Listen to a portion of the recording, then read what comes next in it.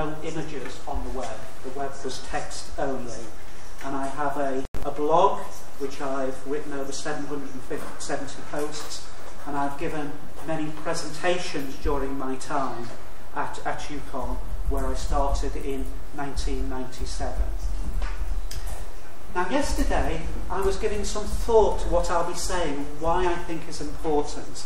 So here is a blog post that I published yesterday. So if I can just go to this post, and you can see. So I know people who are watching the video can't see the screen, so I've moved over to the blog post on about this talk, and I was saying the important things for me about amplified conferences are avoiding the constraints of space and time. I'll explain that a bit shortly.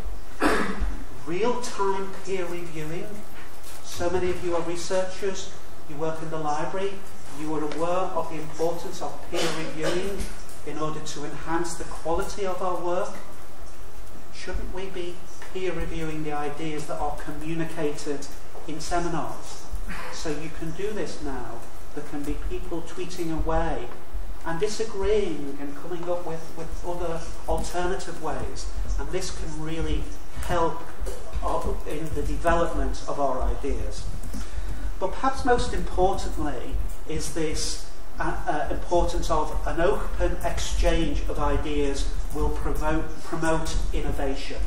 And this was a comment that was published in the Times Higher just 2 days ago.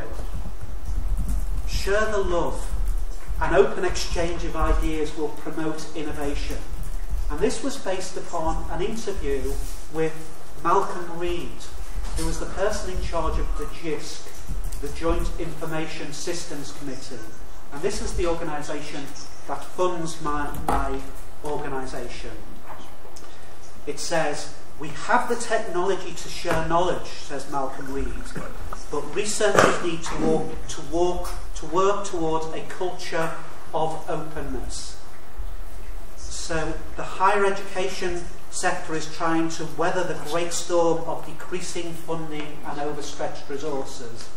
I'm sure it's not just in the UK, I'm sure this is happening here as well, and in many other countries. And what it goes on to say is that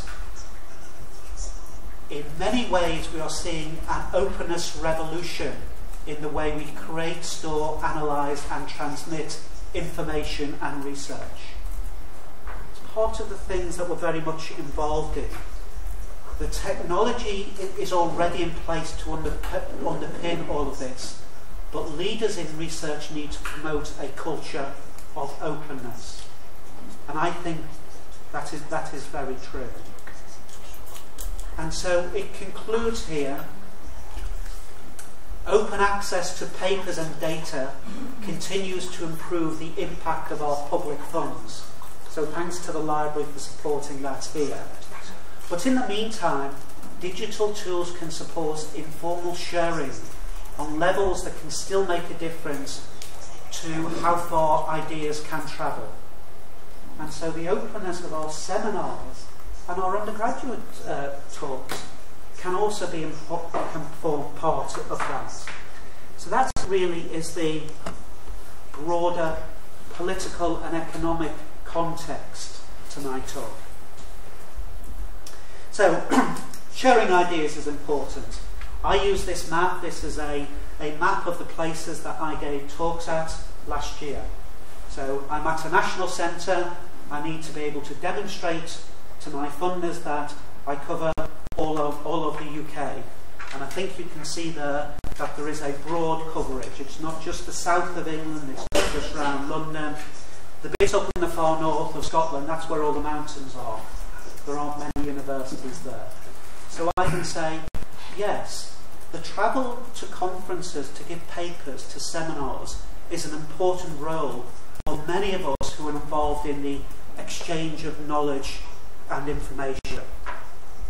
So 40 talks given in that year. But there's another way of interpreting that type of data. Here's a service I've used called Doppler. It's a social sharing service. And we can see over the past 2007, can't see very well, but you can see there have been papers I've presented in Canada and the US, and over here Australia, Singapore and Taiwan, as well as the talks in the UK. And I might say, well, here's an example of the ways in which such new knowledge is being communicated globally, because we know that science doesn't respect national boundaries. But this also gives me the carbon costs of my talks. And look at that big usage in April, May, when I travelled to the web conference which was held in the States. So increasingly we will start to ask, is this a good thing? Might there be ways that we can reduce our travel? Or might be the ways in which we can exploit the technology to address some of those concerns? And that is something I would like to consider, because I have a view that a seminar is traditionally a walled garden. It is trapped. A seminar is not interoperable. Normally, you have to be here at this time, from 11:30 to 12:30. If you arrive an hour late, it's gone. The talk is gone. Or if you're just 5 metres that way, you don't hear the talk. It's very much trapped in a small room at a particular space and time. So wouldn't it be wonderful if we could invent something like time travel to avoid those constraints of space and time? And this is what's happening. I don't know, by the way, is Doctor Who known about in Spain? Yeah? Okay, oh that's good. I didn't know if it would be culturally specific. So what we now have is time travel. We can move, we can go to different places, we can see talks that are given at different times. So it used to be that I thought that an amplified conference was like a megaphone. So there is a video, but the video is really there to communicate my voice. It's the sound is the important thing, not how I appear. But I've realised it's not just a megaphone, it's a time machine. So let me give you an example of this. Here is a talk. I organised a conference for university web managers, and there was a really interesting talk on the opening day. And let me just go there.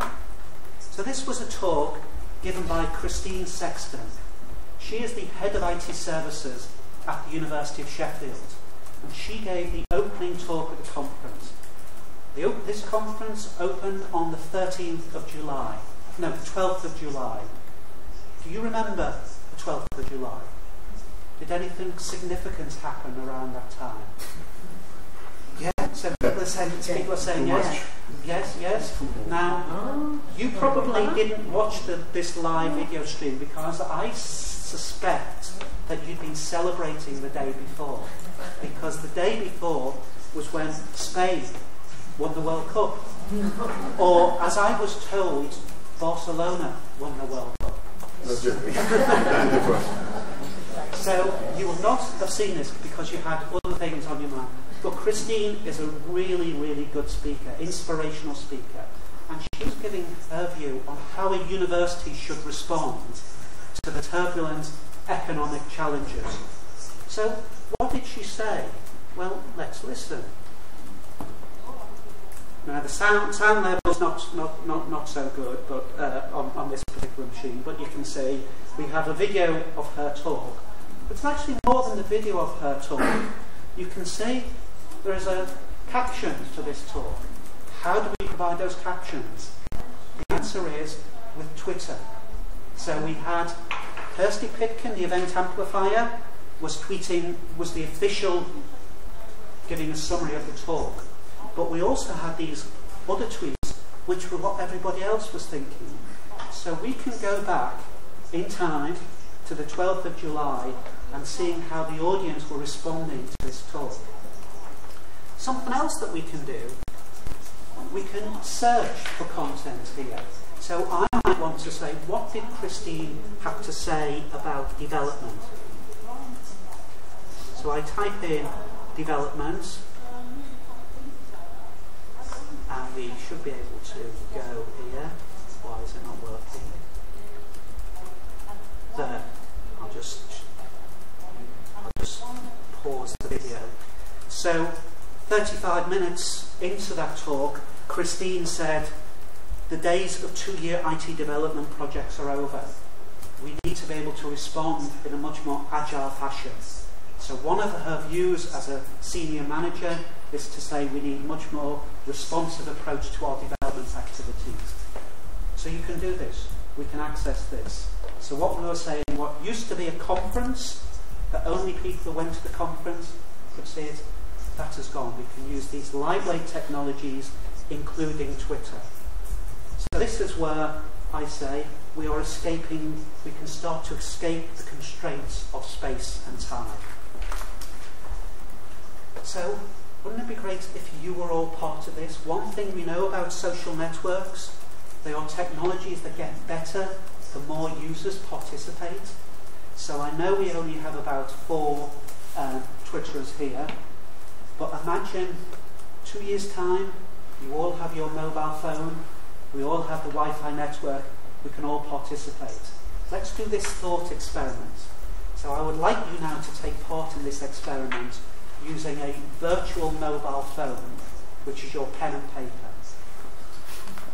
So, on your pen and paper, if you see something which says, oh yes, I hadn't appreciated that before, just tag it, #Eureka. Say, oh wow, this is good, I must go back and I must do this straight away. Or if there's something that you don't really understand, you disagree with, you want some further clarification, you can provide that peer review. So just #QQ or anything, just make a note. Because there isn't a timestamp on an automated timestamp on your bit of paper, what I suggest you do is if you use the slide number. So again, this is a little technique I suggest, the slide number, so that you can relate to it. So at the end of this, we can start to assemble this peer review, the comments. And wouldn't it be interesting if you were saying, oh, that's a really great idea, and at the back somebody else was saying, oh, that's a really great idea. There's the potential for somebody in the library, somebody in the chemistry research group to say, we think this is really interesting as well. Perhaps we should preserve our tweets for these seminars in the institutional repository. Let's get together to do this. So this is where your bit of paper in front of you is not interoperable. Let's make it interoperable, and Twitter can enable you to do this. This is the collaborative note-taking. So those of you who've got a sheet of paper and who are making notes at the moment, that is a proprietary, that is a walled garden, that is a silo. You think Microsoft is closed and proprietary? No, it's that bit of paper is the problem. But the network technologies should enable you to work more effectively, work more efficiently, make new connections. Okay? So that's a bit of a thought experiment, the reasons why we might want to do this. I just want to say, so I've been given some examples of why I think technologies such as Twitter and blogging can be valuable professionally.